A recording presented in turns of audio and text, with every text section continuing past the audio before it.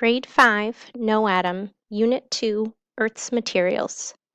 Section 2, Earth's Tectonic Plates, pages 15 through 18. Earth's tectonic plates. Erupting volcanoes. People cannot travel to Earth's interior. The deepest any machine has drilled into the planet is 12 kilometers, 7 miles. We can only see diamonds that have been carried from the mantle to Earth's surface by volcanic eruptions. Volcanoes are structures formed around a hole in Earth's crust that releases magma. Magma that reaches the surface during an eruption is called lava. Lava is liquid rock that turns into solid rock as it cools. The magma carries diamonds with it. Caption: A volcano erupting. Scientists believe that the kinds of volcanoes that brought diamonds to the surface don't occur anymore.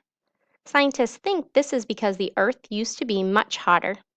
This resulted in volcanic eruptions that were very explosive. The erupting magma carried the diamonds, which had already formed, from the mantle to Earth's surface very quickly, traveling 48 to 64 kilometers, 30 to 40 miles per hour. Moving plates. Volcanoes happen because Earth's crust is broken into drifting slabs of solid rock called tectonic plates. The plates cause Earth's surface to look like a jigsaw puzzle. Caption: Tectonic plates, shown here in different colors, beneath the continents. Heat from Earth's core causes the semi-solid rock of Earth's mantle to rise and fall like ocean tides. As magma moves beneath the crust, it pushes the tectonic plates toward or away from each other. The places where Earth's tectonic plates meet are called fault lines. Plate boundaries. The different movements of the tectonic plates change the surface of Earth. When two plates move toward one another, perpendicular to the fault line, they form a convergent boundary. When two tectonic plates collide at a convergent boundary, the force is very powerful. It can cause the land to be uplifted, forming mountain ranges and volcanoes, as well as earthquakes. Caption: Convergent plate boundary. Sometimes two plates move apart from one another, perpendicular to the fault line. These plates form a divergent boundary. This movement can create ocean trenches, valleys, earthquakes, and places where magma wells up onto Earth's surface.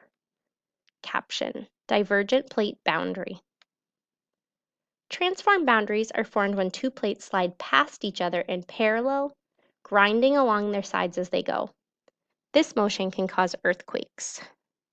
Caption: Transform plate boundary. Active volcanoes. Sometimes the movement of the tectonic plates causes holes, called vents, to open up in Earth's crust. The vents allow magma from the mantle to seep through. This is how volcanoes form.